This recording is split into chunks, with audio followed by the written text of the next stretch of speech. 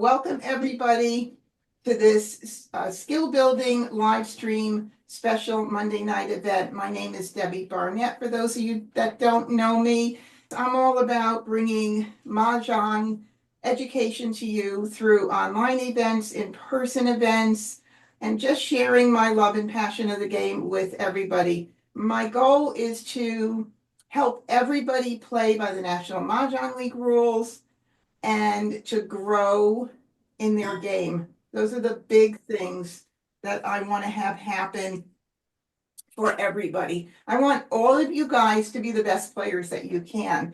Now, if you have been here to one of my skill building workshops and you want to put in the chat that you've been to one of them before, and Andrea says, excuse me one moment, can you please record this as I won't be able to stay the entire time? Yes, it's being recorded automatically and it will be uploaded to my YouTube channel, so you will be able to watch it anytime you want after that. There's so much meat. There's so much more to this game than even what I'm going to be sharing with you tonight. And obviously, I'd be here for hours if I were to share everything. We're going to go ahead and get started. And welcome everybody joining in from YouTube as well. I appreciate everybody being here tonight. So again, this is our skill building strategies workshop. And please feel free, take notes, put something in chat. All right, I'm going to start the slideshow. All righty, here we are.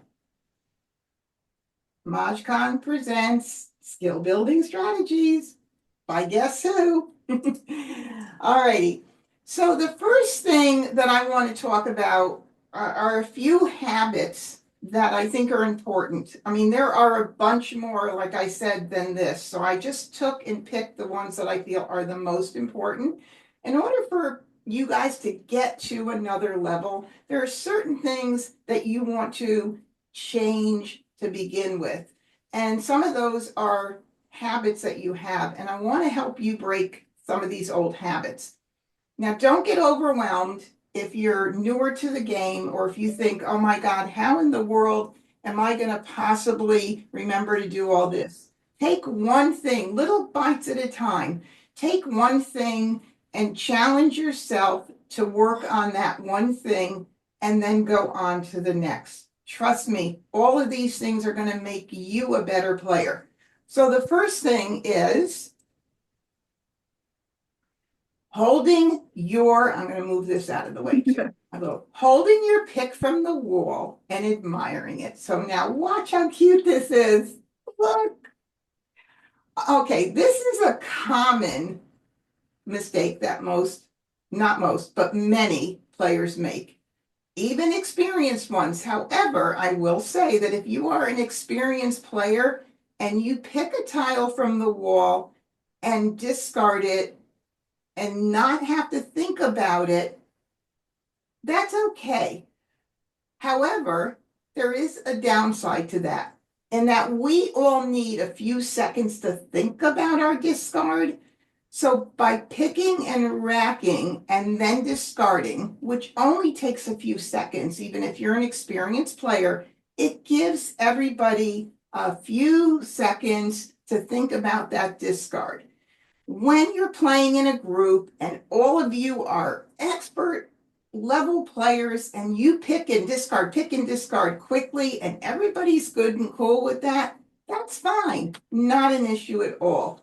But think about it when you're mingling among other players. If you're playing at a community center or with a group of other players you're playing with beginners, intermediate, and advanced players. We want to be courteous players as well. So that's something to consider. Okay, the other thing that has been a bit of a challenge lately, and I'd say a lot of these things have happened maybe over the past 3 to 5 years, is the art of racking your tile. So the previous picture said, don't look at it and admire it, but rack it. But what exactly is racking?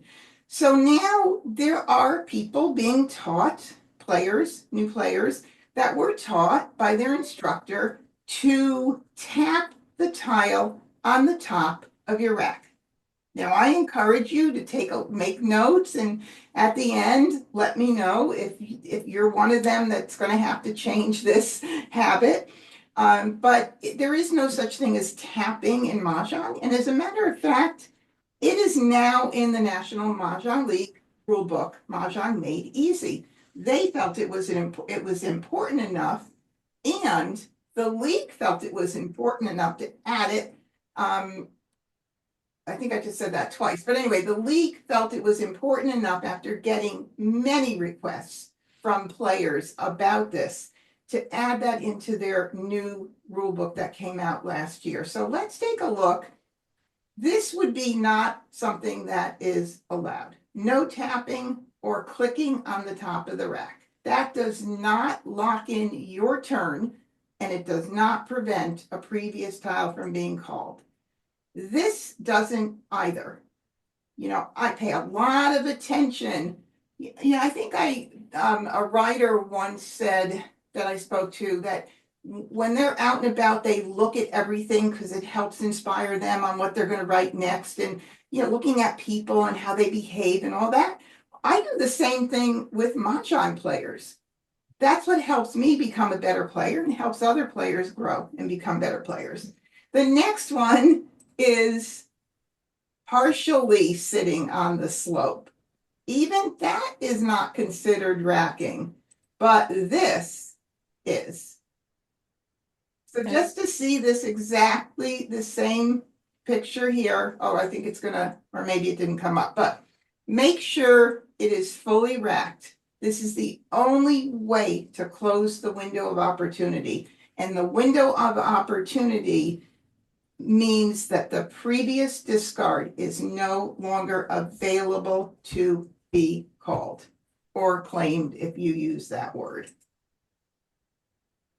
Okay, so no tapping or clicking. I already mentioned it is a new rule. And here is the picture. I thought that was going to come up first, but just to show you what it looks like when it's fully seated on that sloped part of your rack. All right, let's move on. All right, so this is another one. This can be challenging.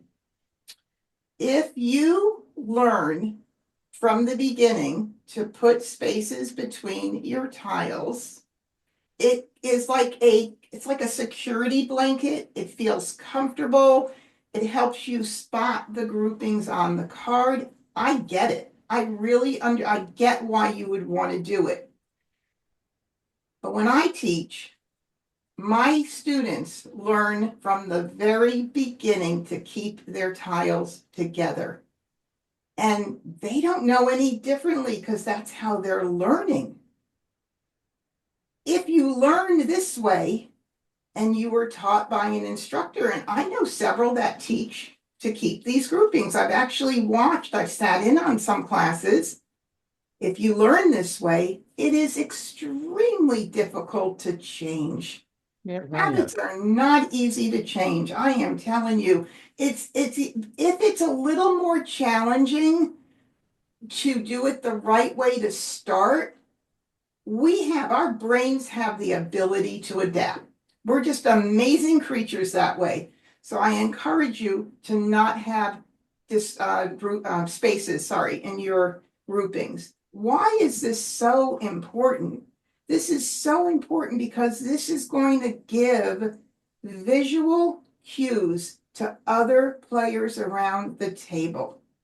And if I'm playing with other people that have spaces and I'm not a teacher, so I don't have my instructor cap on, I don't say a thing, but I'm real happy because it gives me so much information.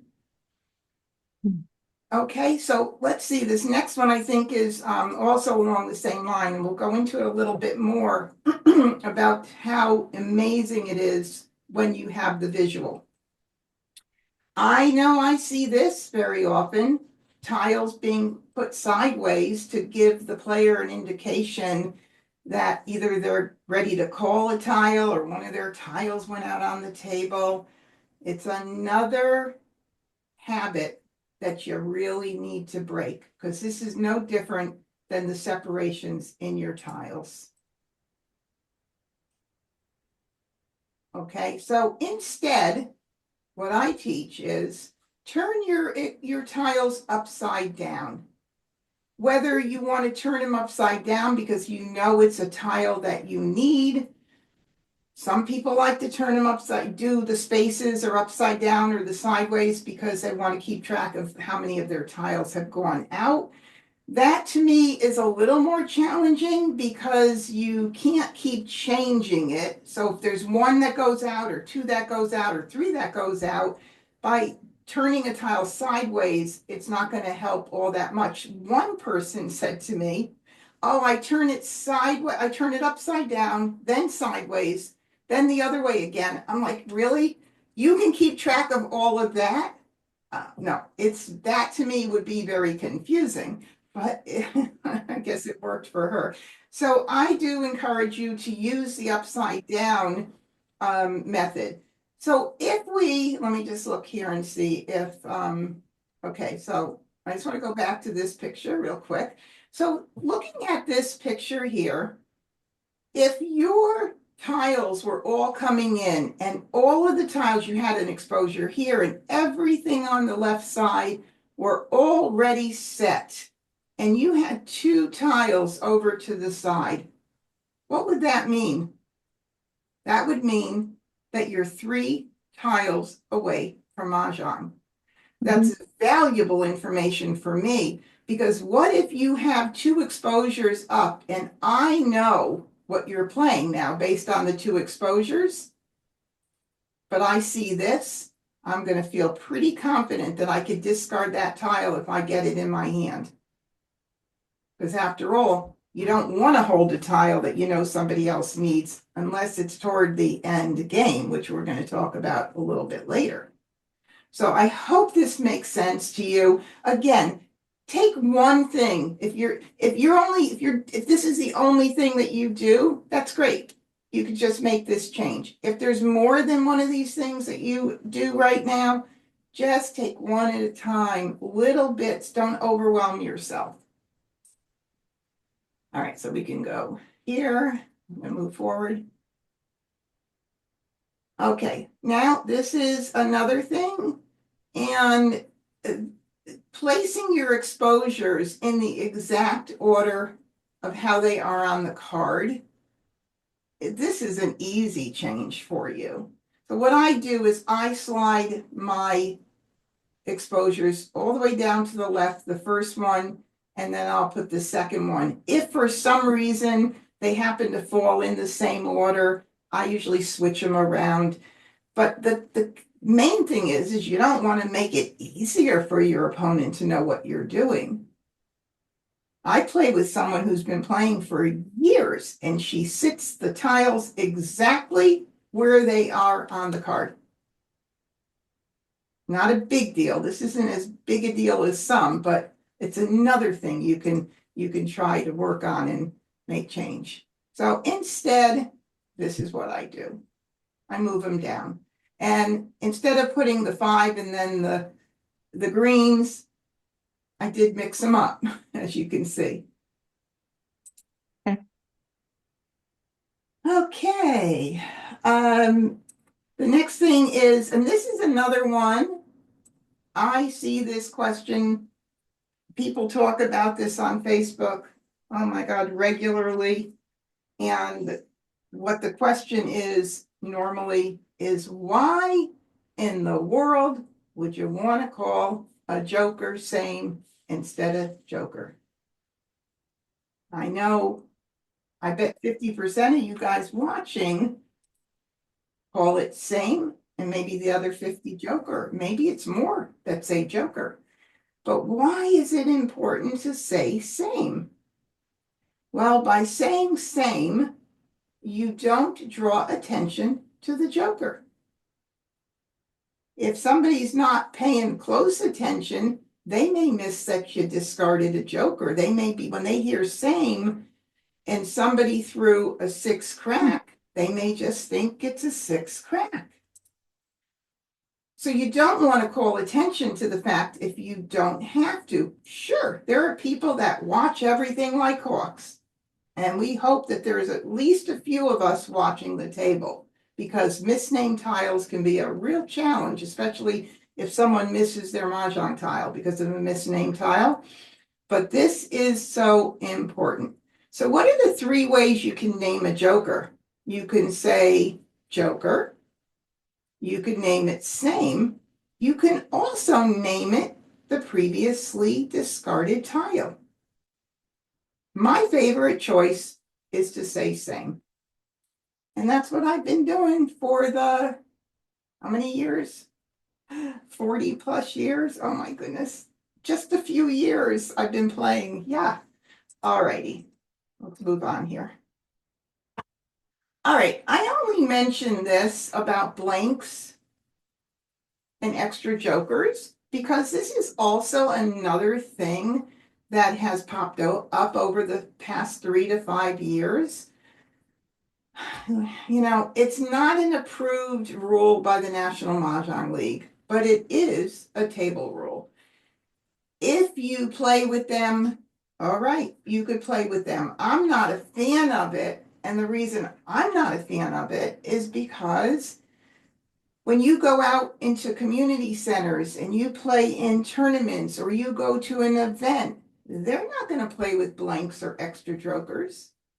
And now you've got to get used to playing the game the way it was meant to be played. Mah Jongg is not meant to be made easier. That's one thing for sure.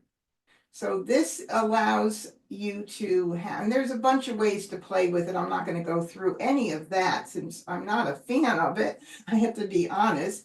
But again, I know there's a lot of people teaching it, a lot of people playing with it.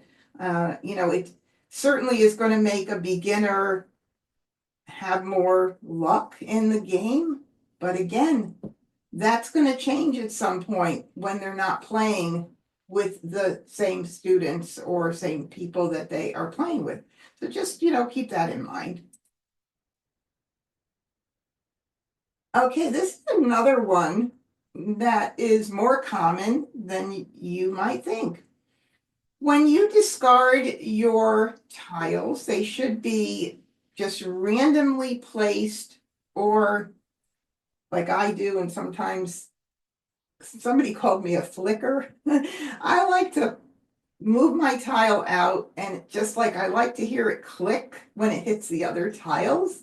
And I tried to just calm down with that a bit because I've actually sometimes hit the wall while the tile is going out. But the key is you don't have to flick your tile, but you don't want to place your discards directly in front of your rack. Why don't you want to do that? Well, God, that's another fabulous visual cue for other people. I do have someone I play with who's been playing for years that does this, and I don't say anything because, again, when I'm playing with my friends socially, I'm just a social player. I'm not an instructor. But boy, it's kind of nice. I get to see and I know exactly what she doesn't need. So try to make that change as well. All right, so those were the ones I picked as being the most important. There's a lot more, believe me. And so I encourage you to think about whether you want to stay the old way or do you want to go with the new way and just try one little change at a time. And I see Mary says that was me calling you a flicker in only the nicest way. Oh my God. Okay, that was when I visited Mary when I was traveling during the summer, but that is funny. I didn't know it was you, Mary. Okay, let's go on to the next thing. Okay, so the Charleston. The Charleston is one of the most important and magical parts of the entire game. This is one of those things where if you're a newer player, this will happen in time. These things that we talk about will happen in time. But eventually, you're going to be much more aware of what tiles are going out and what tiles are coming in. It gives very valuable information to you, especially when a player has given you, which you shouldn't pass a pair. I think I'm going to mention that shortly. But if they happen to pass you a pair and you happen to hold on to that pair, and then you're able to give the same player back the same tiles, that's kind of a cool thing to be able to do. There's a lot of little things you could do, a lot of information that you get during this time. So just be aware of all of that, or any tiles that somebody gives you. If you remember and you get them back, it's great. Just give them right back. It's one last person you have to think about. Okay, where do you place your tiles? Now, this is something I work on myself. I'm trying to get better with this. Where do I put my tiles? Where do others place their tiles? So when I say where do you place your tiles, what I'm saying is when you get your Charleston in your 3 passes, do you look at them and sit them right in front of you and pass them right on? Or do you put them on your rack and then mix them up among your tiles and then take maybe the same 3 out? What would be the difference? Well, when I gave you 3 tiles and I give you, let's say, a soap, a 2 dot and a 4 dot, and you pass them right on, I'm going to put that information in my little brain, and I know that you didn't need any of those tiles. Again, there's a lot of information that you can gather from the Charleston, and it takes practice, and that comes when every other part of the game starts flowing and you're not having to think about all of the rules and how to form your tiles and all of that. Okay, so in the same respect, where do others place their tiles? So you want to watch as much as you don't want to do, you want to watch what they're doing. And that gives you great information, but you can become a more defensive passer. So what I love to do is, and sometimes my friends tease me and they say, oh, she's just moving things around just to make it look like she's got a lot going on. Well, that's great. You'll never know whether I'm doing that or not, right? But what I prefer is to take my 3 tiles that I get, sit them on my rack, move them in my rack. I want everybody to think I just got 3 good tiles, and I want them shaking in their boots. But then I'll take the same 3 tiles after moving things around a bit. Nobody can tell what I'm passing. I like that. Just one more little thing. Okay, and that was what we were just talking about. So where do you place them? Where do others place them? And do you pass them on without racking them? During the Charleston, if you haven't already discovered it already, you have to consistently reassess. And I cannot believe how getting in one tile can change the course of everything during the Charleston. So you want to make sure, and when we get a little bit further on in the presentation, you're going to see why it's so important to keep yourself open and flexible. And the constantly reassessing is something that will happen when you are staying open and flexible. And this is why I say here next, leave multiple options open. Always leave options open. You're not going to focus in on one thing from the get-go unless you were so lucky to have been dealt in, or you picked in the most incredible tiles, and already sitting in your hand is just one hand on the card. Sitting on your rack is just one hand on the card. Now today I saw a post, and somebody who hasn't been playing Mah Jongg all that long posted her earthly hand. Does everybody know what an earthly hand is? Well, that's when you have Mah Jongg at the end of the Charleston. Yeah, and only East, who has 14 tiles, can have an earthly hand. You could also have a heavenly hand, actually, and that would be when your tiles are dealt in. That's rare, but having a Mah Jongg after the end of the Charleston, that's pretty darn exciting as far as I'm concerned. It hasn't happened to me yet. If it's happening to you, put it in chat. I'd love to know. All right, moving on here. Okay, let's talk about pairs. One of the things about pairs during the Charleston is it takes a little bit of finesse to not get stuck passing them. So you want to, if you're not using a pair, you want to break it up early. You have to think about what happens on my, how close am I? What happens on that next pass that I get in? If I get in 2 tiles, is that going to leave me stuck with having to pass a pair on a second left or a must across? So just be aware of that. Sometimes you can't avoid it because somebody has given you a pair on the second left. Your hand is absolutely gorgeous. And I say, if that were the case and you cannot break anything up because your hand is, I mean, it's there. There is like nothing you want to give up. You want to take a risk and pass the pair instead of breaking something up from the hand. You can go ahead and go for it. But just know that I have gotten in pairs that have changed my entire hand, and I've actually made Mah Jongg.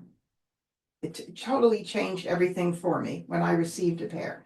Try not to, if you can. Avoid passing flowers. Why? Flowers are, we only have 8 in the set, and look at all the hands that need flowers. They're a gift. They are totally a gift. That's number one. But also, more importantly, unless, like I said earlier, you have one amazing hand and it doesn't include flowers, you may end up being in a situation where you have to pass it. That would be an exception to the rule. Otherwise, I don't know how anybody would know that they don't need a flower during the Charleston for the rest of the game. I mean, there's just so many hands with them. So flowers can get discarded later on if you're not using them. You do not pass them if you can avoid it. So I have here that they are a gift if you give them, and I love it when somebody gives me one, trust me. Winds and Dragons, who knows what's going to come and happen with the 2025 card. This is such an exciting time of the year. Everybody is waiting so patiently. We're so close to getting the new card. But in 2024, this may not apply, but usually it does. East and West and North and South, there's usually hands that use East and West and others that use North and South. So if you're going to pass Winds and Dragons together and you can't avoid it, break them up and pass them, an East with a North, an East with a South, a West with a North, a West with a South. That would be a more defensive type of pass when it comes to that. So just try, if you give an East and West this year, that third line down with the run, East-West with the 2 numbers in a row, I shouldn't say run, it's consecutive numbers, and the North-South, that was one of the popular hands this year. If somebody's already collecting them, you could be giving them a wonderful present.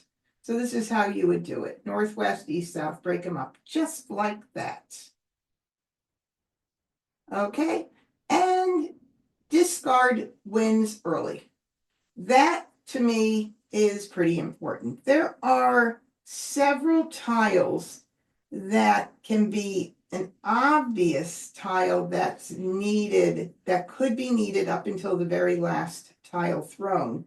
And of course, there's a lot of things that are going to go into that based on what somebody has up, somebody has exposed, somebody doesn't have anything exposed. But news, something like the year hand grouping, those tiles, anything with singles, any single grouping, anything with like single tiles in it, like 2-4. 4 times 6, 2-4, 4-8. If you could work on that a little bit just to know, ooh, I need to get those out. There's a lot of priority with discarding. We're not going to go through a lot of it, but I'm just saying this news, I mean, the wins, get them out early. That's just really because they are so popular in that news hand. Any like numbers news hand is just very popular and played a lot. Okay, this is another one that people ask me this all the time, but if somebody stops the Charleston or only has one tile to pass on the optional, the best thing that you could do is say, no, thank you. If they want to pass one tile or they've stopped the Charleston and they want to do an optional with you. Because if somebody stops the Charleston, that's a pretty good indication that they've got good tiles. That is, if they were taught by me. I can't say what would happen or what other people say about stopping the Charleston, but stopping the Charleston is really meant for those that have one strong hand, not torn between two. One strong hand. That's pretty much an important thing. All right, so let's talk about a few other noteworthy things with the Charleston. Continue if you have 3 tiles to pass. The exceptions to this one would be, if you have a flower and you don't want to pass the flower, and so you have 2 tiles and a flower, that would be a good reason to stop the Charleston. If your hand is that well formed and you're able to call on a lot of your groupings, why not? You have very good chance of winning at that point. What happens if you were to get a tile towards your hand on the second left? You pass to 3 tiles and you get a tile in. Pretty easy. What do? Well, you don't break up a pair if that's something that you needed. You don't break up, whoops, it went too fast. You don't break up a pair. You break up a tile from a pung or even a Kong. So if your hand is that well formed and you had to give up one tile toward a pung or one tile toward a Kong, and you've got the other tiles, chances are that tile is going to get discarded pretty early. And then you can call it. That's what you do. Now, I don't want to say that this is a guarantee because there is nothing guaranteed in this game. Somebody could be using the same tile you need. We sometimes have partners like that where somebody's playing it, but good chances that that will work out in your benefit. So let's just look at this little chart. This is just a kind of a guide about should I stop or should I continue the Charleston.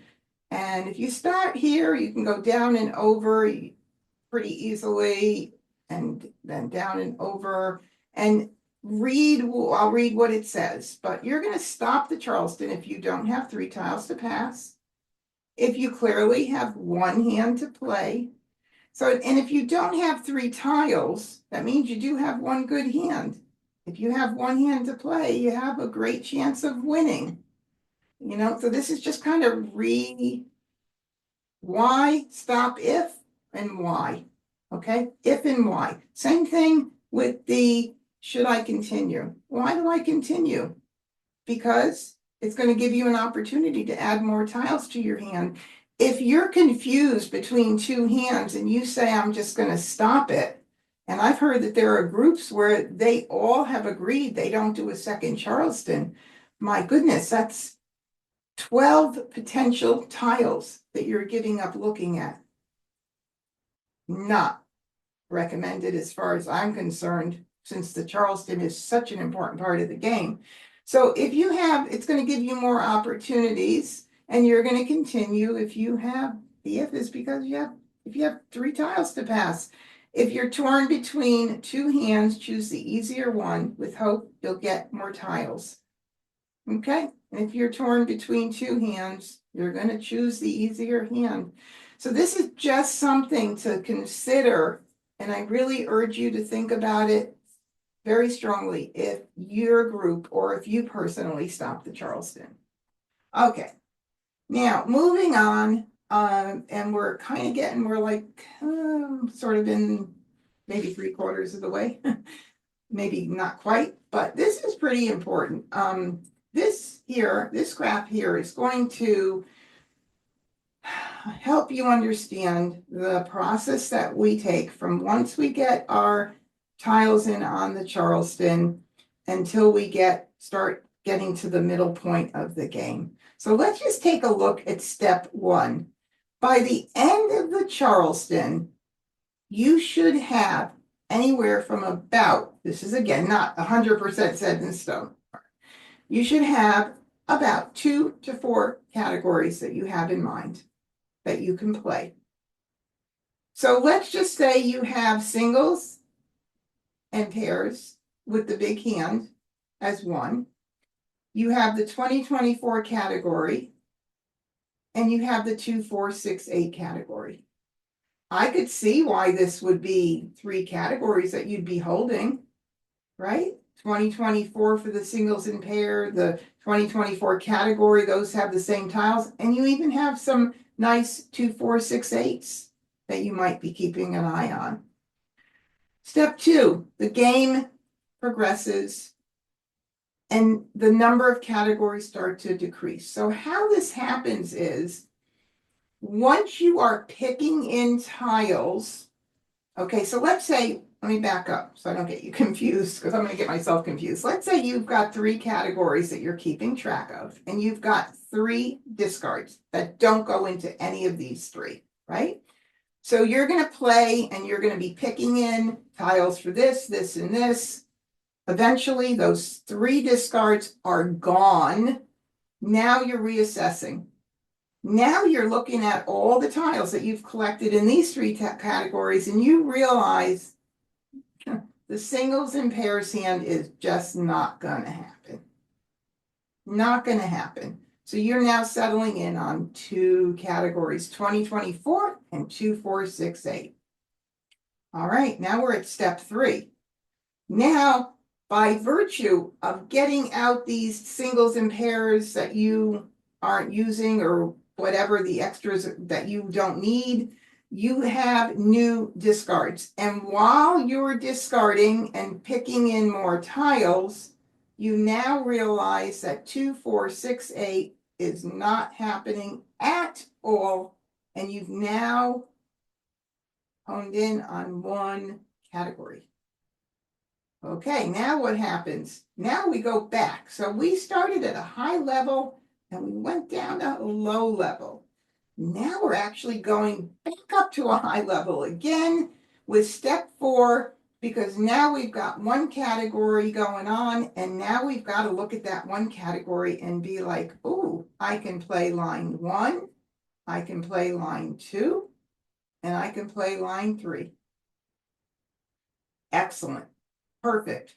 Now you've got discards going on. The game is progressing. You're getting rid of those discards you don't need. You're picking in tiles.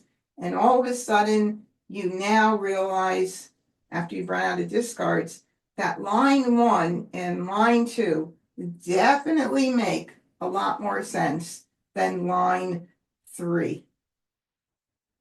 For whatever reason. Maybe it's because of the singles in there. I don't know. Maybe it's because of the 2 Kongs of the same number. I'm not sure, but I'm just saying. You're then down to these 2, which now gives you more tiles to discard because you've now focused on 2 hands. Now you continue to play. Discard. You're picking in your tiles. You're picking, discard. And what happens at about halfway point, the middle maybe of the middle game, and we're going to talk about beginning, middle, and end game in just a bit coming up. You now have really, you got 1 hand that you're focusing on. Sometimes you can keep track of 2 for quite a long time if they're that similar in what you're collecting. So this is just an idea. So you can see, we don't pick 1 hand to start. unless you're that lucky one that's on the verge of maybe having a Mah Jongg real early on because your tiles were just unbelievable and they're just all pointing at one hand right from the beginning, but that doesn't happen too often. All right, so let's move on. You have any questions? I'm watching chat. I don't see anything so far. You can take your notes. We can go over stuff after. I'm happy to do it. Okay, we're going to now talk about the game broken out into thirds. This will help you tremendously with the speed of your game and the decision making, your decision making. So let's start out and let me just show you here. So we have the break in the wall and the tiles get dealt out. This is all the tiles that will be dealt out right here. So to be able to figure out what the begin game is, the begin game is the first 33 tiles. You have to just visually think about it right here. So 1, 2, 3. Those are 99 tiles left after the deal. You got to do, I don't even know if I counted exactly 33 here, but 33, 33, 33. So that's the beginning tiles. That's called the begin game. Or at least I call it that. I don't know if other people do. Begin game. First 33 tiles after the tiles are picked in. Sometimes I say deal, but I realize that the Mah Jongg Made Easy book doesn't even use the word deal. It's just picking in your own tiles, but some people do call it that. All right, so during this part of the game, you want to just pick and discard. You don't have to put a lot of thought into it, a little bit, but not a whole lot. When I say not a lot of thought, I mean you don't have to worry. This is not a time to worry about looking at every tile. You know, is somebody playing it? One person has one exposure up. You're already worried that they're, you're thinking of what they could be playing when they could be playing like 3 or 4 hands. Not a time to be worried. So it's a fast pace at this point of the game. And with the picking and discarding at a fast, well, actually, I think it's coming up. I don't want to step ahead. Calling during this phase of the game, unless your hand is very well formed, is more than likely going to be too early to call.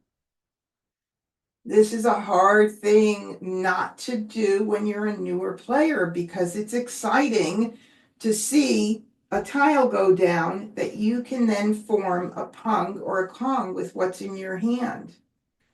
But the question you have to ask yourself is, is the rest of my hand well formed? Can I call on other things as well? And if the answer is yes, then maybe it's not too early to call. If you call too early and you put up jokers, are you using the only jokers that are in your hand, or do you have others? Putting up jokers early, yeah, you have a 1 in 4 chance of getting them, but you're giving the other 3 opponents a chance to get joker exchanges. So if you don't call real early and you have the ability to hold off a little bit for every one of the tiles that you do let go, if you can do it, that's 1 less joker available. And sometimes some of this, I realize when I say it, may be a little bit more advanced, but again, once you are not thinking about so much, these things will start to make a lot of sense and you'll get to put them into play. Okay, discarding. We do want to prioritize our discards. I mentioned it early on, but we didn't go through it too much. How do you prioritize your discards? You prioritize your discards by getting out the freshest tiles possible, because the earlier you get out tiles that are not on the table, the harder it is for your opponents to make that grouping and ultimately make their hand. A lot of people say to me, well, if somebody throws a 6 crack, shouldn't I throw a 6 crack? You have plenty of time to duplicate tiles. But if you had to say to me, which is more important, to throw follow with a six crack or throw a tile that's totally not out. I'd say throw the freshest ones first. Then you're going to run out of fresh tiles and you're going to have to start duplicating. This is all going to happen. Okay. So, and again, now for hold a tile. Oh, wait a minute. Let me back up for the prioritize one more time. Also, a fresh tile is a tile that has never gone out of your hand during the Charleston. You held it because you thought you were going to use it, but you ended up not using it. Those are fresh tiles. You want to get those out first. So the way I do it is when I'm done with the Charleston and I start playing, anything that I have on my rack that were Charleston tiles, I get those out first. My thinking is that very often somebody had to break up a tile from their hand and they gave one up and I'm sitting with it. And these things are always proven over and over again. I do these things and then they're just proven to me. So I have had a situation where I've discarded a tile that I got at the last move in the Charleston or the optional, and I discard it, and sure enough, somebody calls it. Just like I talked about earlier, where you might have to break something up. That's a situation where that person broke something up. I ended up with it. I discarded it and they called it. But I'm happy they called it. I don't want to hold it. I don't want to hold on to it for too long because if they had to break something up, that means their hand is good. I'd rather them call for an exposure now than not. Then, call for Mah Jongg later. So that's really important. So fresh tiles, tiles left from the Charleston, something you had in your hand that you never passed from the Charleston. Those are all things. If you had a pair, this is the next one. If you had a pair that you separated, okay, you could hold it potentially for a joker swap or discard it. Because if you had a pair and you had to break it up, somebody else is holding that tile. That's another reason to get it out of your hand. Lots of things to think about, but important. Discards. Want to keep an eye on what's going on, obviously. We got to watch. We got to listen. You got to see everything that's happening on that table. All right, so now we move into the middle game. The middle game is going to be the next. This is another view here with the deal. Now we have the second 33 tiles. Okay, middle game. Let's talk about middle game strategy. Second 33 tiles. Picking and discarding is still going to be pretty fast paced. You've got to keep an eye on stuff. Again, this is important. The fresh tiles get to be even more important during this phase. You got to get tiles out that you think somebody might need, because if not, you're going to be in a very, very precarious situation in that end game where you are now holding on to hot tiles. Fresh tiles turn into hot tiles later on in the game. Don't hold tiles that you think somebody needs, or you're not going to be able to make your hand. The end game is when you have to make tougher decisions. Calling tiles. It may still be too early. Depends on how well formed your hand is. I got to tell you, I don't just call to call. I mean, my hand has to make sense. I just know that I'm not going to always have a good hand. I'm not going to always pick in good tiles. And I just am going to be resigned to the fact that if I don't get a good hand, I'm just not going to call to call. There are times I've heard people say, well, maybe if I call, it'll change things up. You could try it, see if it works. Sometimes if you have three of something and the fourth one goes out and you can call a Kong and it looks like you may be able to make something else, you could try it. It's not going to hurt. It's not going to hurt to try it. But something has to make sense. There's got to be some logic into why you're doing it. You can't have nothing. Got to have a little bit of something there to go by. Again, calling with jokers. Are you giving up your only jokers?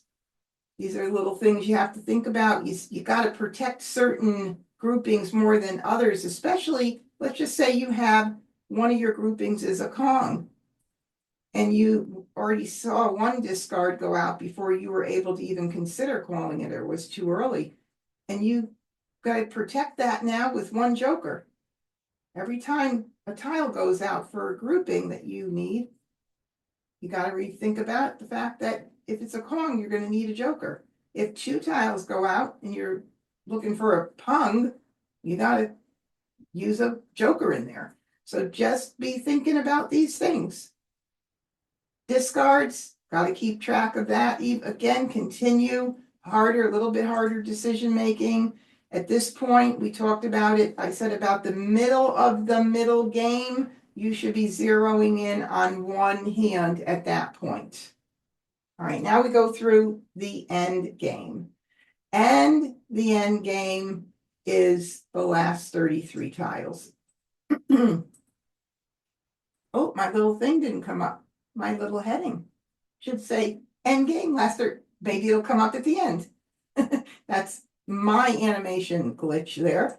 Okay, end game, final third of the game, last 33 tiles.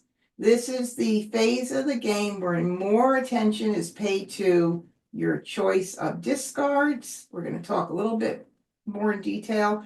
What has been discarded? What tiles are in another player's exposure? Watching for other person's tells. Again, we're going to go through each one of these a little bit in more detail. Oh, there it is. And once you enter into the final third of the game, you have to, any tile that can potentially be a hot tile should go out at the beginning of this phase, go out early in this phase. Discard flowers by the beginning of this if you've been holding on to them, if you weren't sure if you were going to use them or not. Definitely got to go out early. Sometimes I play around a little bit with flowers by holding them, hoping somebody else will throw one and put up jokers. Sometimes it works, but just I'd rather you discard them than take the risks. Sometimes it's fun to play a little bit with stuff like that if you feel comfortable doing it. And if you're going to discard tiles as you get down into the last 33 tiles, and I mean much closer, you have to start thinking about, can you account for 7 tiles? Because as you get toward the very end of the game and you can't account for 7 tiles, you only see 6. Well, that one flower could be somebody's Mah Jongg for a pair or more, or one of the Kongs. Okay, pairs held for joker bait need to be broken up at this point, at the beginning of the third of the game. This is when you break them up. You don't want to hold them too early, too late, rather, too long. And any newly picked wins that you get them out for sure. Don't hold them. And I just said this earlier. Okay, so just backing up a tiny bit. Actually, I think I go into that a little bit more detail with, yes, I do go into it a little bit more with choice of how you're going to know to break up your hand. That will go into more detail. Switching hands can be very risky, so you have to think about it. You weaken your position when you switch hands late in the game. So hold on if you think you have a chance at all. I'd rather you hold on. But if you have to switch because all of your singles went out or all of your pairs, you can do it. Just know that it could be a bit risky at this late stage of the game.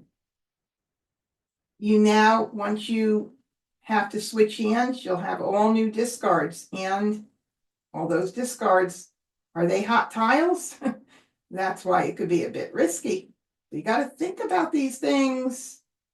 Oh, my little animation is backwards here. Okay, so let's talk about switching to defense.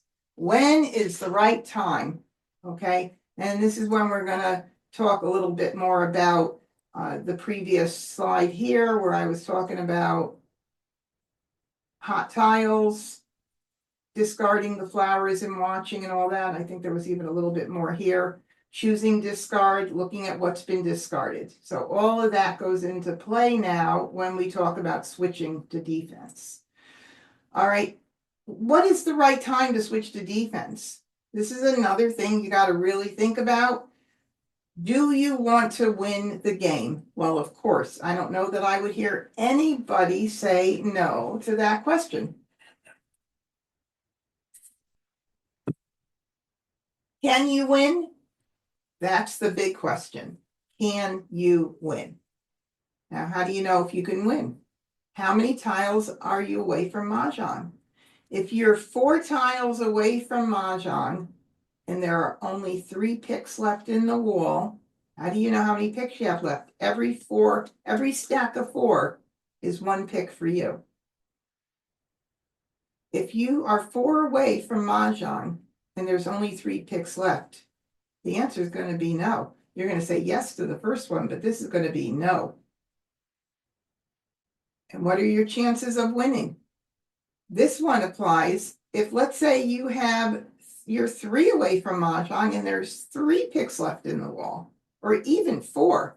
What are the chances that all 3 or 3 or 4 picks are going to be perfect picks? You've got to weigh out whether or not it makes sense or not. What are the odds? Are they great? Or are they really slim to none? So these are the things you want to look at. What are your chances of winning? How many tiles are you away from Mah Jongg? How many picks are left in the wall? And my little animation thing popped in now. I'll have to fix that. Breaking up your hand. You've decided to break up your hand.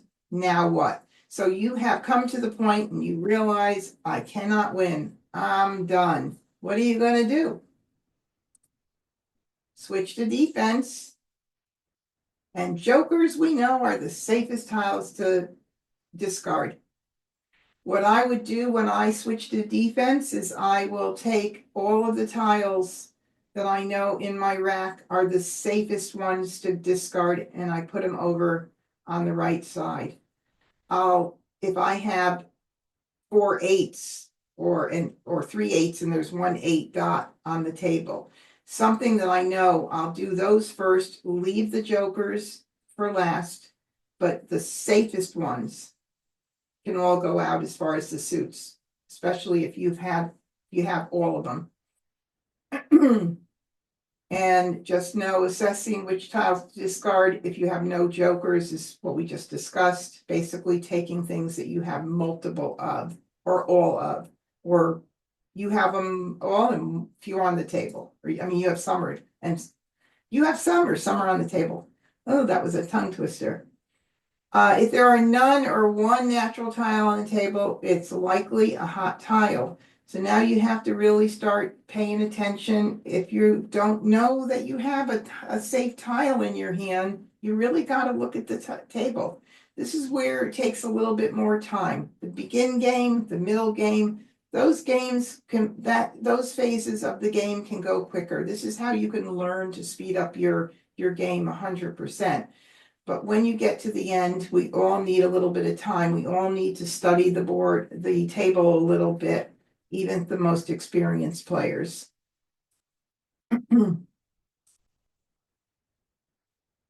And can you hang in there?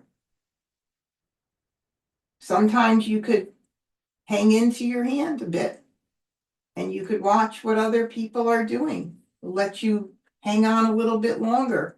So in other words, let's just say you have a hot tile in your hand, but you still want to make your hand, it's still coming in nice and you still could win.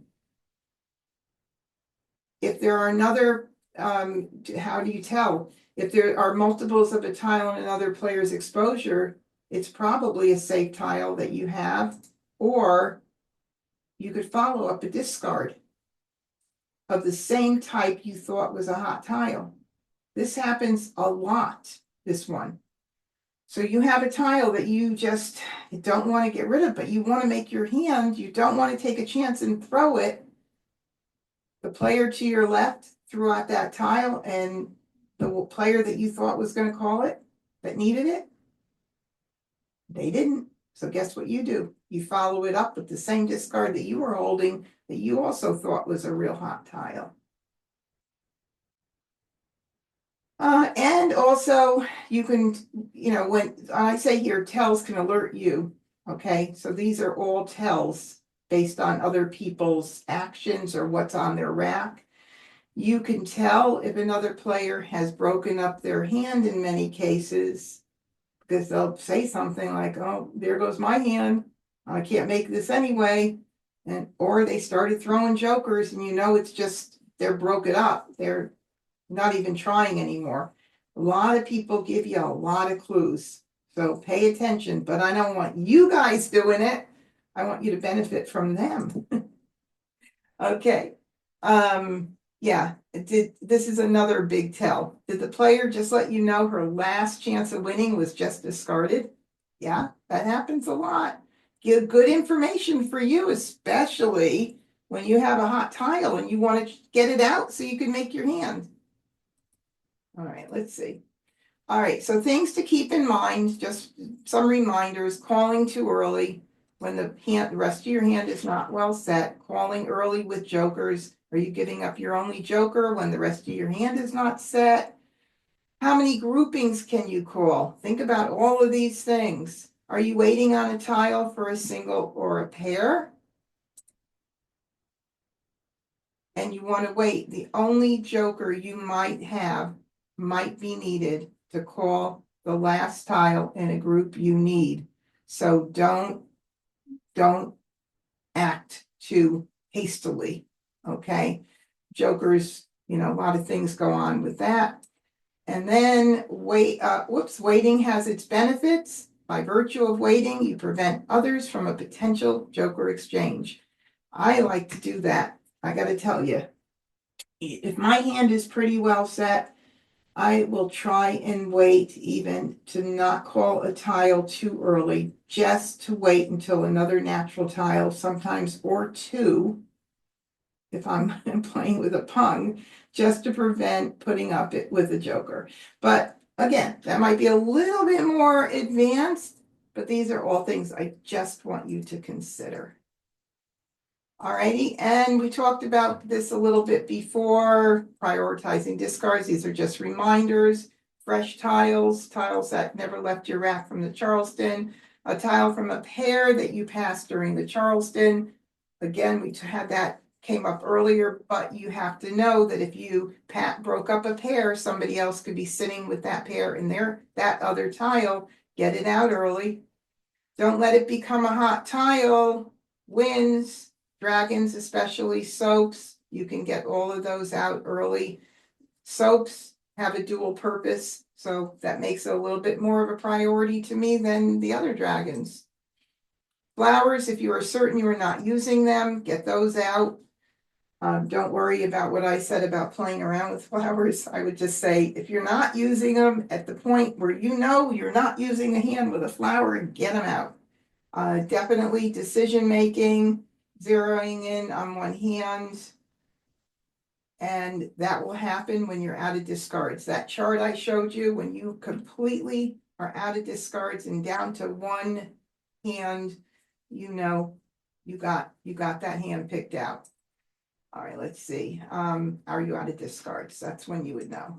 Okay, calling late in the game. If you put up jokers and you call a tile late in the game, you're giving someone else the opportunity to do a joker exchange and declare Mah Jongg. So please keep that in mind. There's a lot of information, but these are all part of the game. It's like, oh my goodness, there's so much to Mah Jongg. It's amazing. There's so many layers to it.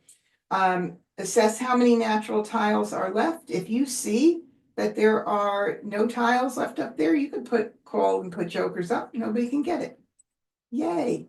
Buffer tiles. This is another really cool thing. If you can add this into your strategy, Buffer tiles are tiles that you hold strategically that you didn't need, that are multiples of a tile, and that you're pretty sure, based on what other people have exposed, and what has been discarded on the table, are tiles that are going to be safe to hold for later on.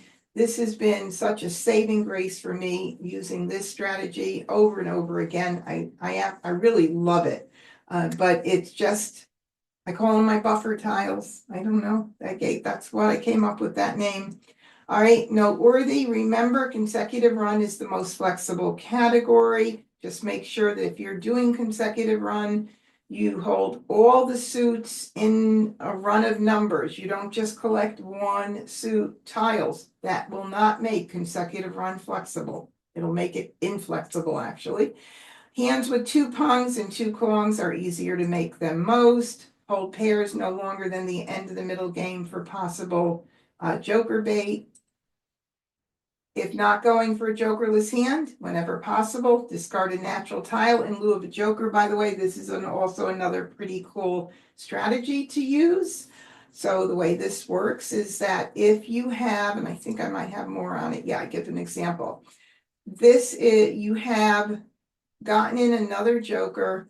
You really don't need the joker because you got everything else that you need already. Well, instead of discarding a joker, which puts everybody on high alert, if I saw 3 6s up and somebody discarded a joker during the game, not at the very end where I'm pretty sure somebody broke up their hand, I would be thinking, let's see, maybe they need a flower. Maybe they're playing the 3 6 9 second hand down, and maybe they need a single or a pair. So not to alert someone to what you're doing, instead of discarding the joker, discard one of the natural tiles in your grouping instead. I like this strategy. I use it all the time. There's just one more little thing, one more layer to think about. Okay, now we're getting to the end of the presentation, so it's just a few more things I want to talk about. If you don't know about ilovemahjongg.com, it's one of the greatest places to practice and play against bots. There's an exercise room. I'm going to be hanging out there quite a bit when the new card comes out. If you use my promo code DB when signing up, you could try it out for 3 weeks. I am an affiliate. I do all my live streams at I Love Maj. And if you're thinking about, oh my God, I learned so much tonight, but I really want to start focusing on some of these things, and I want to get my game really fine-tuned, I'm telling you, one thing that you could do for yourself is to take a one-on-one strategy class, which I offer at the School of American Mahjong. It's my school that I opened in January of 2020. I'm telling you, the strategy class, 1 hour will change the way you look at the game, the way you play the game, the different things that you do. You will not regret it. I have fabulous certified instructors that work for the school. So whether it's myself or one of the other certified instructors, you will not regret this. This is the class right here that I'm talking about. And you could check them out on the site, and you can contact the instructors and discuss with them if you want to look into booking one. I'm just saying, really, really great to do a strategy class. I'm not a real good salesperson, but I'm telling you that this is something well worth your while. And then the last thing is, all of my live streams do go up on my YouTube channel, and there's a lot of content there already. MajCon. If you're not a subscriber, I'd appreciate it if you would subscribe, click the bell. You'll get notifications when I go live, and give a thumbs up.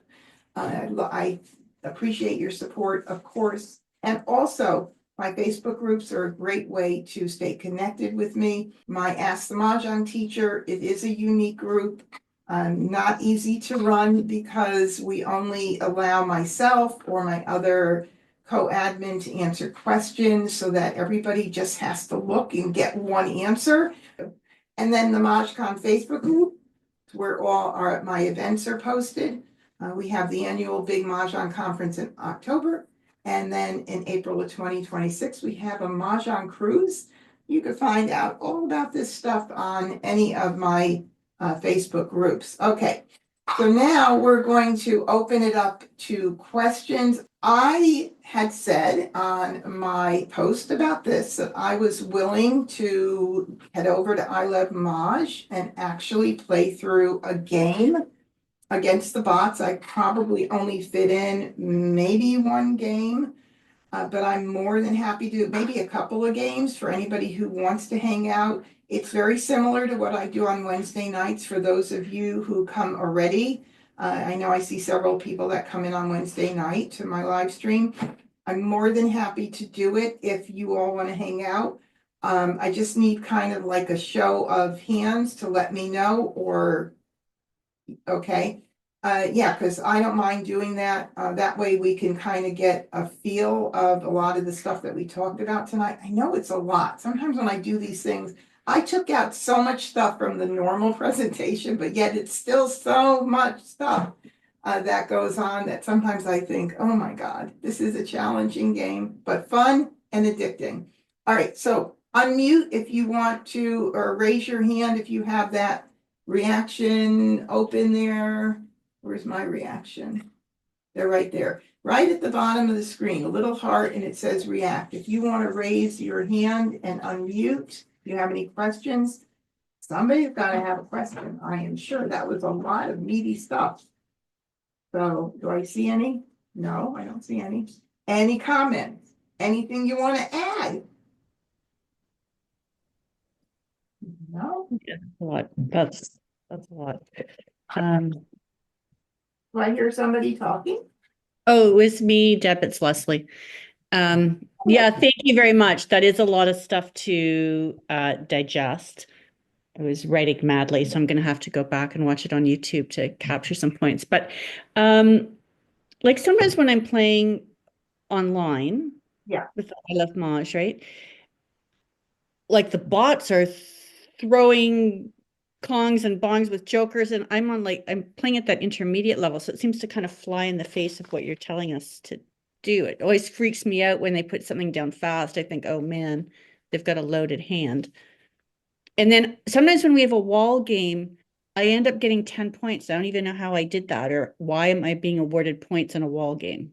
Because if everybody gets 10 points, that it follows, their scoring follows the tournament scoring.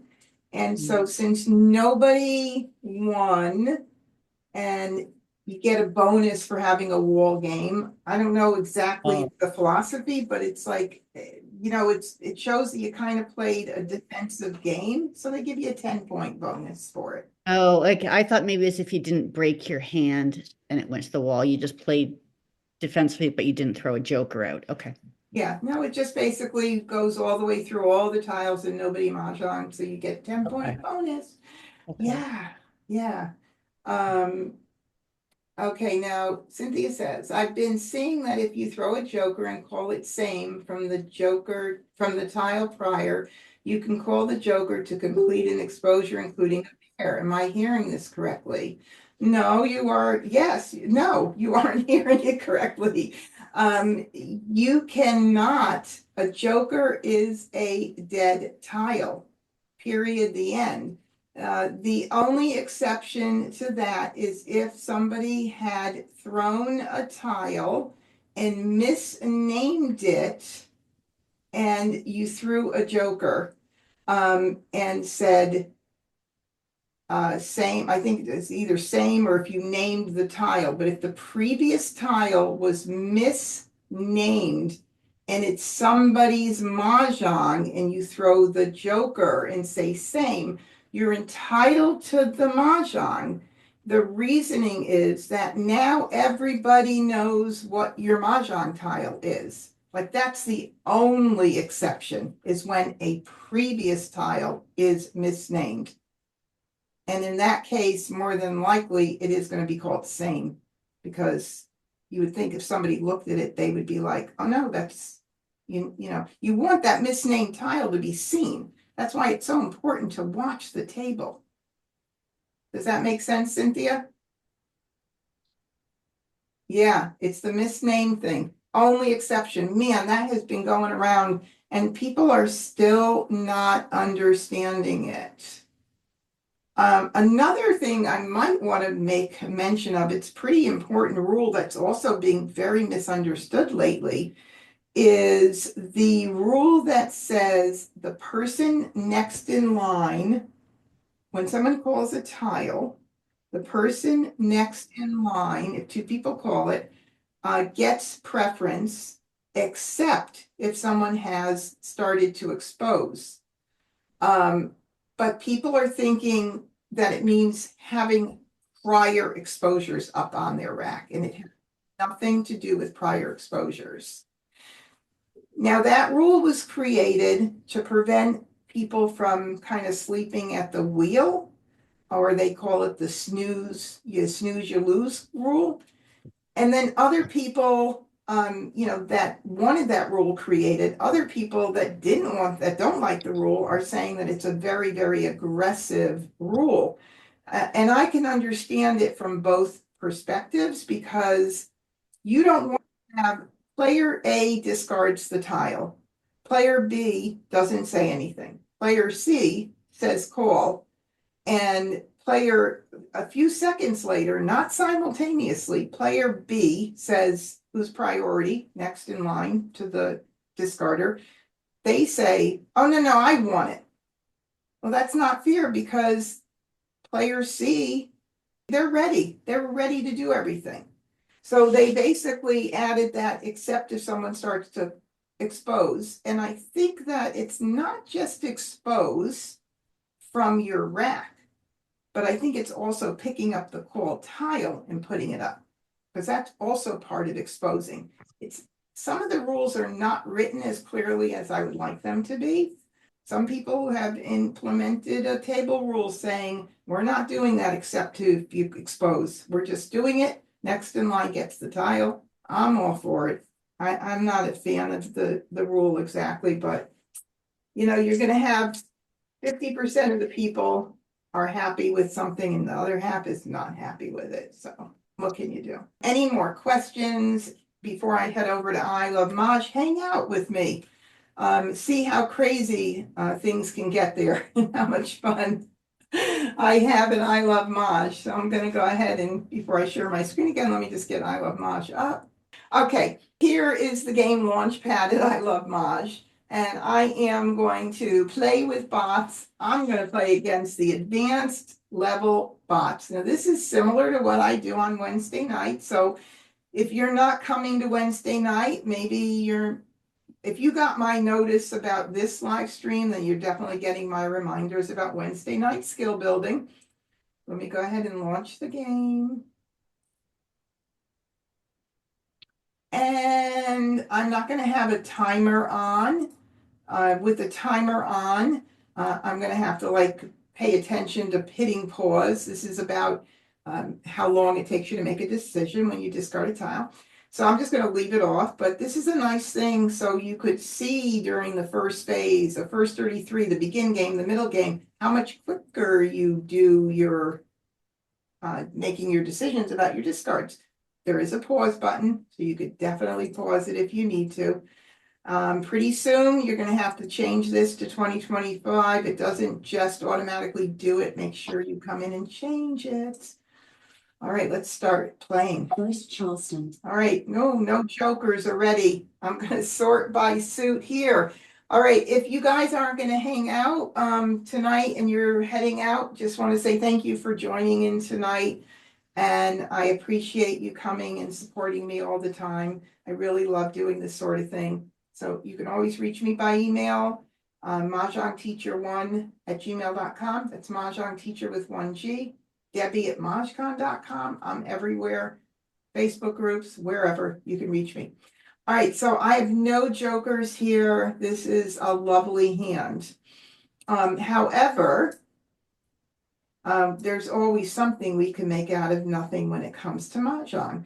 So we're going to start with our pairs and we're going to work off of our pairs. I'm just going to move these, even though these are both pairs, I'm going to move these out of the way just for the time being.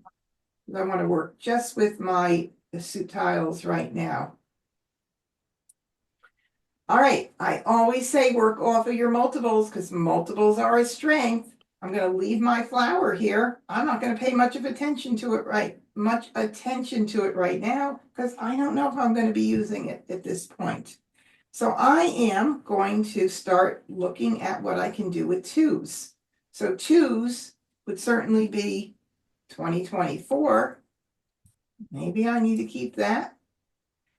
And this is where we're going to start doing that little chart that I had with the high level to low level to high level to low level. This is what's going to happen here. Very little right now, right? Nothing to speak of, but maybe I want to keep it for right now. What else could I do with twos? I don't have any other twos for like numbers. I don't even have any even numbers. Not going to be a lot that I can add to it, but how about we talk about something in runs? When we look at collecting numbers in a run, we want to go from a few tiles before and a few tiles after. When we have twos, we can't go too many tiles before, so we can only go 1 up to maybe 5 if we had 1 through 5 in cracks, because there is a 1 suit 1 through 5 in cracks. Other than that, we may just keep anything in the 1, 2, 3, 4 numbers. I don't really think much about, well, which ones do I want to keep right now? I just collect them right now. Okay, now I have 2 wests and 2 souths. And I might want to keep both of these for right now. I may get more winds in the Charleston. I may get more east or more north. And I do know that there is a hand with 1, 2, 2 numbers in a row, 2 consecutives with east, west, or north, south. So I don't know what's going to happen here. I really don't. This would be right now my preference to keep this because of the twos. I really wish I wasn't left with this, which is a whole category, right? That's a whole category right there. And mix it up a little bit. Maybe, I don't know. I know a lot of times people don't like to pass like numbers. You know, I don't worry too much about that. There's 9 numbers. If you're passing those numbers to the person who's keeping those numbers, okay, maybe that'll happen, but almost every pass that we look at could be a good pass. I don't really want to get rid of any of this right now. So I'm going to do it. I'm just going to do it. I'm going to say, Amistad, nice pass. All right, I got in a north. So now north-south with that 1, 2 might work out. And I also have a 1, which wouldn't work out with the north-south. Unless I looked at line number 5, which I know has 3 pairs in a row. It'd be a little challenging, but I don't know, we'll see. So what am I going to pass here? Do I keep the 1, 2? Do I need to keep that? I don't want to pass 2 dragons. That's really crazy. What can I pass? I'm going to get rid of this for sure. All right, so looking at this, maybe since I did get the other north in, I'll do this. Again, this could be a nice pass. How do I know that somebody's not playing the consecutive run with the matching dragons, or the 1, 3, 5, or the 5, 7, 9 with the matching? I don't know, but I want to build my hand.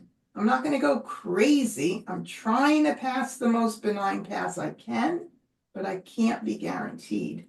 So this is what I'm going to do right now, because since I got the north, I think that's going to make a little more sense right now. Or actually, I'm actually kind of happy with this, because I also see this hand, the concealed, bottom concealed winds and dragons right there. So I got lots of different things, right? I am not picking one thing yet. And I got another one. Now I got a 3. Ooh, this is really going to be fun to figure out what I'm going to keep now. Okay, let me just move this out of the way for a second. So if I were, remember I said that north, south, 1, 2, 3? That's right there. North, south with the 1, 2, 3. That's really pretty. But I don't want to get rid of the 1 because I've got my line 3 under consecutive run coming in here. I don't want to get rid of the 4 because this is a beautiful run, second from the bottom on the left side under consecutive run. What do I pass? This is a first left. I am going to I'm not going to concentrate on that concealed any number, a concealed like numbers, winds and dragon hands, because it is harder to make. It's concealed, I can't call. So since I'm not going to consider that, I can get rid of this. I can get rid of this. Now, I can do a blind pass if I want, because it's a first left. I either do a blind pass or I pass this. Don't love passing those, but I do want to maximize what I get in.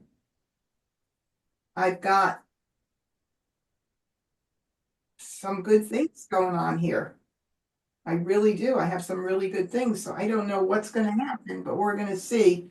And I'm going to do it. I'm going to do it. I hate to even get rid of the 1 because of the north-south 1, 2. You know, I'm not going to always make the right decision, but my decision might be not what you do, but it's okay. Because if you come out at the end with a good hand forming, then that means you did pretty good. So let's try this. Oh my God. Or do I want to keep this? Oh, stop. Jesus Christ. I don't know who that was. That was maybe talking to somebody else, but I just muted.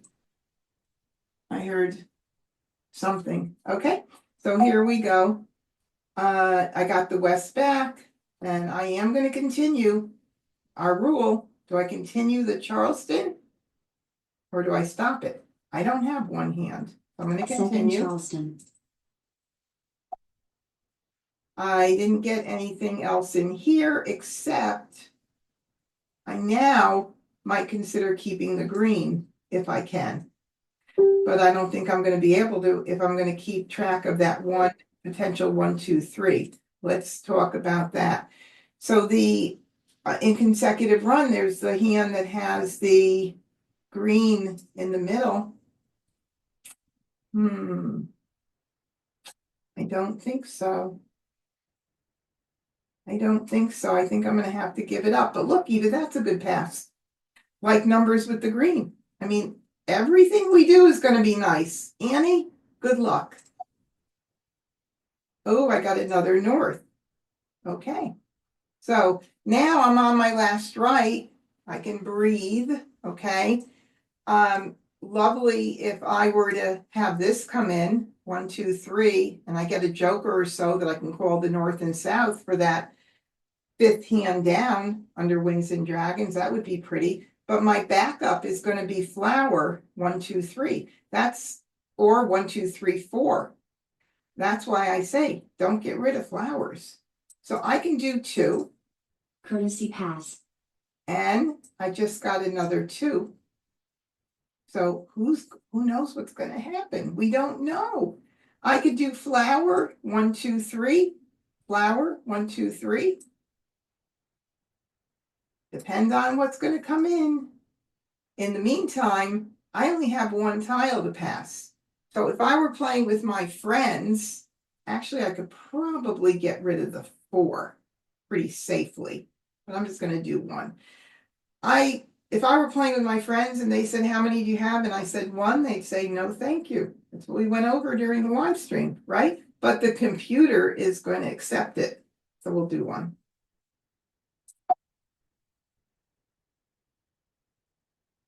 Oh, and I got the green back, but I don't think that's gonna really help me, so we're gonna just get rid of that right away. Now we're keeping track of the several different things that are going on, and I have so far one discard. Hopefully, when something comes in, it's gonna give me clarity as to whether or not I'm gonna go north-south with the pairs or flower 1, 2, 3. Let's just see how it goes. Green. So. 8 bam. So. And 9 as you dot. can see, 6 bam. since I'm keeping everything right now, I'm pretty much just gonna discard what comes in. I don't need to take a lot of time. 1 bam. 6 bam. Okay, we don't need that. 6 crack. 5 crack. 7 crack. 5 dot. 3 bam. West. 5 dot. East. I just want to get one joker or something before I have to make a decision when something comes in. 2 bam. Oh, West. Red. East. 7 dot. 8 dot. 1 bam. 2 bam. I need a 6 joker. bam. 4 bam. 1 dot. 3 bam. Wow, 5 bam. Right. 8 crack. mouse is sticking a little. 6 bam. North. So this is what I didn't want to happen. Now I know I can't call it, but I'm gonna need to cover this north if I play that way with one joker, because that's something I now have to consider. That's what in person, paying attention to what goes out. So ignore. 9 crack. 8 dot. 3 dot. 2 bam. East. 4 crack. That 8 bam. tells me that 4 is a little weaker there too. If I were to go 1, 2, 3, 4. West. I don't think I'm gonna switch out or switch over and keep track of this, so. I was thinking of line 5 under consecutive run, but I'm not gonna do that one. Red went out earlier anyway, so. 4 crack. Another 4 crack, 5 bam. so that means this one here is gonna be potentially become a discard because 2 of the 4 cracks went out now. And if I were to play 1, 2, 3, 4, that would be in a Kong position. So right away, I'd need 2 jokers to cover that. 3 crack. Okay, 3 crack. My weakest spot here and the one that I need for the pair, for north-south with the pair, can't do anything. You know, when you don't have jokers, it makes it very challenging. All right, so now I'm going to, I have to keep an eye on the flower. We're at 55 tiles, so we've already gone through the begin game, first 33. 66 started the middle game. I've got to get rid of that flower somewhat early. Nobody's thrown one yet. So either everybody's playing them or they're not throwing them yet. I'm going to get rid of the 4. 4 crack. Green. 8 dot. 2 dot. 8 bam. 8 crack. 7 bam. Call. 5 Okay, dot. we have 1 exposure and the 7 bam is available for Joker Exchange. I've got to pay attention because sometimes I miss them when I'm doing these live streams. One of the ladies that comes on Wednesday night, Debbie, we just have such a fun time because she said one time she was going to get a cowbell and ring it so I don't miss it. All right, let's go through. Green. Green. 1 joker. Well, hallelujah. All right, so which one of my winds went out again? South, right? Let me find that. No, in north. So if I want to stick with this risky hand, I'm going to get ready to discard right now. And all I have to do is, I have 2 discards if I do that. All I have to do is get in, either be able to call, discard the other tile to get set for You know, this 3 is troubling, but it's kind of fun to try. And I think I'm gonna go ahead and try. Let's see, 1 3 crack went out, so I have 2 more chances. Ooh, it's really, really risky. I'm gonna go ahead and try it. You know, I say it's only a game, and if you do win, it's very rewarding. I just have a feeling we're gonna have some calls here with this. I might wait just one more turn. I'm gonna go for broke here. Oh boy. Oh boy, oh boy. Do it. Go for it. I'm going for it. 2 crack. 9 dot. Call. So. Ooh, if I can get one more joker exchange, it would be great. All right, so I'm gonna pay a little bit more attention. You know, we're down to 44 tiles. We're almost in the end game. There's one dot out. That does not mean this is safe, but it means I need to get it out regardless right now. So I'm gonna do that. 1 dot. 2 bam. 4 bam. 6 dot. Call. 8 bam. We got a lot of heating up here. 6 dot. Okay, 3 dot. Sounds new and fresh, and it is. So what you would want to do is, oh no, there's one here. It's still fresh with only 1 going out. But what you would be apt to do is to be like, no, I cannot get this out. This guy's got 6 dots and this guy's got 9 dots. And oh my God, they bite. She actually, this girl, that guy. But if I want to try to make my hand, I can't hold it. I got to get it out, even if it's Mahjong or an exposure. 3 dot. 3 dot. Ooh, good. Red. North. Okay, so we're going to call that for a Kong. Now, this was what I talked about at one point. This is why I love it when some of the strategies Call. come into play while I'm playing, and that is I let that north go because it was too early to commit to one of the hands since I was keeping track of more than one. And you could see we're, you know, just a little bit ago when we were just about into the middle game, I finally made that decision. I'm committing to that hand that's harder, a little hard, but it's so nicely set. So no joker available. That's great. I love it. So it's a dead joker. All right, let me do this now. Let's see who's going to call it, and I hope not for Mah Jongg because it's got to get out now. Flower. Mah Jongg. Okay, kind of suspected it to be. None were out, so I was thinking maybe it was going to be somebody's Mah Jongg. Yeah. All right. Well, came in very nicely. I only had 1 joker. Jokers help. There's only 5. Oh no, there's 2 here. 3, 4, 5, and 6. So like numbers, 3, 4, 5, 6, 6 with the quint of flowers and no flowers for Annie. Oh my God. And then like numbers with 7s, 2 like numbers. Wow, that was crazy. All right, so I want to see what's left here. 1 more joker. So he was holding my 3, she was holding my 3 crack. There's 1 more 3 crack here. And what else who's holding my south? The south is right here. Okay, you know, they had a lot of jokers. Jokers definitely help. Now, if I picked 1 more joker and discarded the one or the flower wasn't Mah Jongg, I'd be set. Let's do 1 more, and then we'll call it a night. First Charleston. We'll do 1 more. No jokers again. Oh my, oh my. We're gonna move these down here for a moment. I'm gonna start with my multiples, which is the 1, and then the 3. So working off of the 1 and 3, I would keep the 2.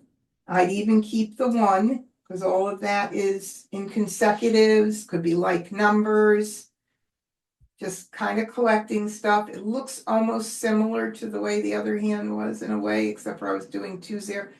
Kind of looks familiar, but it isn't really. Okay, so then I could keep the 7 potentially for 1, 3, 5, 7, 9 in 1 suit. And then I got all of this. Maybe I'll keep my dragons for a little bit. Never know if I get like numbers or a run, 1, 2, 3 with the green, 1, 2, 3, 4 with the opposite dragon. A lot of reasons to hold those for a little bit. I think I'm gonna go ahead and get rid of my west, my 9, and my 8. And that's it. Let's see, I got a 1. Now I have 1 bams, 1 crack, 1 dot. And I can get rid of this. Oh, I don't want to get rid of that. So 1, 2, 3, 4 with the green or the opposite. I definitely want that. This is a beautiful pass right here. Look at that. But I don't care because I don't want to get rid of anything here right now. So I'm doing it. Oh my goodness. I have had some really challenging hands. Okay. 1, 2, 3, 4 with the opposite dragons could be a potential and consecutive. Line 2. Like numbers for sure with the dragons. We can get rid of this. I think, oh, this is going to be a tough one. Really tough. Because I need everything here. So, let's see. I want to see what the like numbers look like right now. What I like is that I've got the pairs covered. And that's what it is right there. That's going to probably end up being a definite possibility. And if I only do 1 on the blind pass, it's not going to really show me much. I'm only going to get 1 tile in. Darn.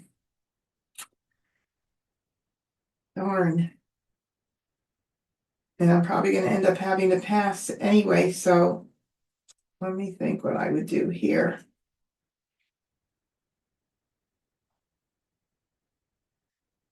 I guess I could keep, I don't know. I think this is going to be the way. So I do want to maximize what I get in, and this is when we talked about breaking up pairs. If I didn't break this up and I got in 2 tiles for here, I'd have 1 tile left, and I probably would not have to worry about it yet. So let me just think. No, I would have to end up passing a pair. I'm going to break this up. I'm going to break it up. I think I like this, what's forming here. And, like I said, if something comes in nice toward the end of the Charleston, that's great. If you're having a hard time because you have a good tiles, okay. So I think I'm going to do this. I got another red, so that's great. I got 1 more tile. Now it says, do you want to continue? I didn't get 3 in. I got 1 in, so continue. And Second Charleston. we'll do that. Nothing here that I can see I want to hold. The 3, because I broke up the pair, I am holding that. We talked about that also in the strategy. I would get discarded as a priority first, and somebody might be holding that other one, make it harder for them. So I'll do this first. And Courtesy pass. nothing yet, but I'll do 3. I was hoping for 1 more 1. So Nope, but we will get rid of this. Then I'll get rid of this. And then all of these. So all of this was left over. Those are going to first what I'm going to get rid of. And unless one goes out and I can get a fresher tile out, we'll keep an eye on it. so 4 crack. Okay, so I'm going to move this for now. This is going to be a priority too. 3 bam. 9 crack. So I've got a 2 lot of dots. priority tiles to get out. 6 dots. Okay, we'll definitely take that. Whoops, how did I that? thought, I yeah, almost put that out there. That should not have moved over. Okay, so I'm going to do the west because wind should go out Forward. first as well. But every one of these were left over from the Charleston. So I want to get all of them out if they don't go out ahead of time. flower. 9 dot. All right, we can hold that for a little bit, not too long. bam. I want to give Mah 5 Jongg with dot. the flower again. Ignore. 9 bam. 8 crack. I do need a few more jokers for sure, because if a green goes out, I'm not gonna use my only joker with the green. That's part of what we talked about as well. So. All right, so the 8 just went out. I'll get the 4 out instead. The 8 is gonna go out soon enough, but the 4 is fresher. I'm gonna get that out. And the 9 crack went out, so. 4 dot. 9 bam. Flower. 8 crack. Okay, very nice. All right, now it doesn't matter 8 crack. which, 7 and 2, bam. 3 flowers ran out. I'm gonna get mine out very 2 soon. crack. 6 crack. 77 tiles. We are just about into the 66 will be going into the middle game. Flower. 9 dot. 1 dot. So I need that tile, but I don't have a joker, another joker, so I have to say ignore. Bummer. 3 dot. All right, all these 8 cracks are going out. North. 9 dot. 4 bam. Flower. Gee, I want one more joker 7 dot. or 1 dot. 7 bam. 6 dot. 2 bam. 8 See, I dot. looked real quickly 7 around dots. and I see none are out. I'm like, I gotta get it out. 6 dot. 9 crack. Okay. Now, you can't get into a better or prettier position than this. I can call the green and I can call the 1 dot. 1 dot went out, so that means only 1 joker will be available. That makes me happier. And we'll see what happens. I was sitting like better than this today at the tournament all day when I did the 16 games. And one of the bots beat me to it. 9 crack. 7 dot. Red. I only need 3. 8 dot. So I know 1 4 dot went out early. 4 dot. Gotta go out 2 anyway. 2 bam. 4 bam. 6 bams. They're not out. It says to me, there's an alarm goes off in my head. Get it out. 6 bam. You want to make your Call. hands. 9 bam. That's what I would expect to happen at this point. We're now at 52 tiles. We're just into the middle game. I would be surprised if no one called it at this point. But a lot of predictability in this game. 1 crack. I don't need it. I only need a pair. Now, I don't think, I know I passed a wind. I don't know if it's that one, but anyway, it's got to go out. South. 1 dot. And I will call it for a Kong.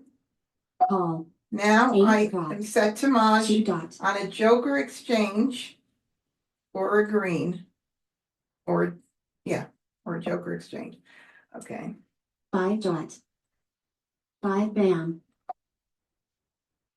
Oh, there we go. Joker swap. Annie, may I have your joker, please? I asked you after I took it, but thank you so much.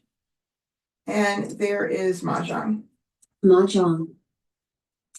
All right, so I hope you kind of see how we were building and how we end up finally coming to a, let me stop sharing, finally come to a decision. This is not, for those of you who have been playing for a long time, I know I see names of people who've been playing for a long time. This is kind of natural to you. Maybe you don't do it this way. I don't know. But for those of you that are newer, I know that this takes time. You just got to keep sticking to it, because all of a sudden it's going to be like a brainchild. You're just going to be like, oh my God, it makes so much sense. So you just have to stick to it. Don't get discouraged. I hope that helped a little bit. I mean, I wish I could play like a ton of games, because once you do a ton of games, you get to see the different strategies. But there were several that came in.